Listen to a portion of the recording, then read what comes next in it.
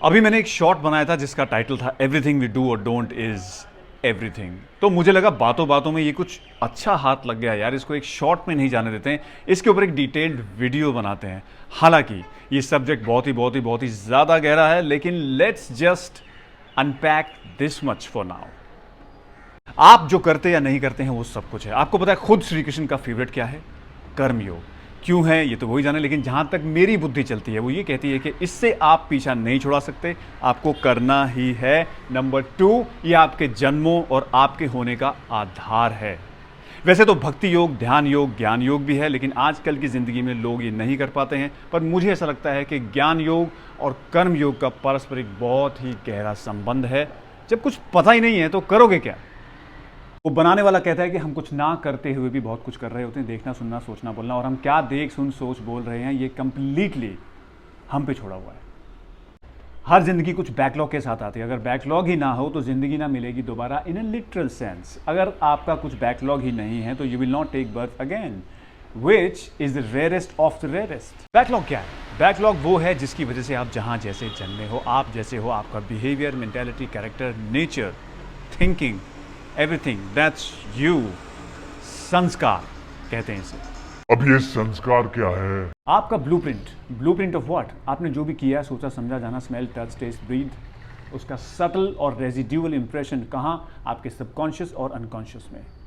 जिस गाड़ी को आप चला रहे हो, जिस घर में आप रह रहे हो, उसका भी एक ब्लूप्रिंट था। ऐसे ही आपका भी एक ब्लूप्रिंट है जिसको एक्सेस करने के लिए जाने दो। नहीं होगा यार, होगा ही नहीं।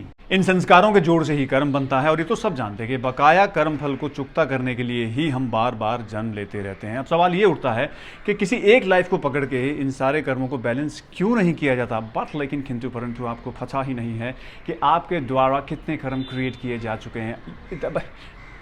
मतलब आपको पता ही नहीं है कि आप इस गेम में कब से। ये बहुत ही सूक्ष्म लेवल पे काम करता है, इतने सूक्ष्म लेवल पे कि अगर आपको बता दिया जाए कि आपने आज तक क्या क्या सोचा है, आप शर्मा जाएंगे और आज से ही तमीज से सोचना शुरू कर देंगे। Yes, we create more karma mentally, लेकिन इस शरीर को भी हल्के में नहीं लेना चाहिए, क्योंकि भगवान तक पहुंचने का और अपने कर्मों को चलाने का सिर्फ और सिर्फ यही गेटवे है। मानव जीवन एवोल्यूशन की सबसे उत्तम स्टेज मानी गई है। वेट, उत्तम स्टेज? तो फिर हम परेशान और दुखी क्यों हैं? Backlog, remember?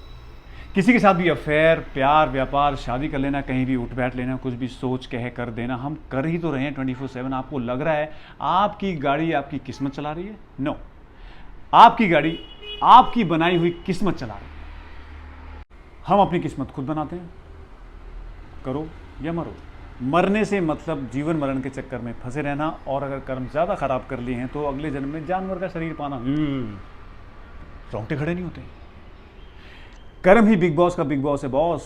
तो रिफ्रेश कर लेते हैं, अच्छा करो और अच्छे से मरो। अच्छा क्या है? अपनी बुद्धि और उस बुद्धि को बनाने वाले के नाम के प्रयोग से किए गए सत्कर्म, आचार विचार में सुधार, प्रकृति के तीनों गुण सत्व, रजस, तमस, और उनके मन, बुद्धि, शरीर के साथ फंक्शन का ज्ञान, अपने आप का ज्ञान, ना करने वाले कामों का ज्ञान, और हर वो काम करना जिससे आपका स्तर ऊंचा उठे और आपकी आत्मा को परमात्मा से मिलवाने की सेटिंग करवाए। Because everything you do or don't is everything.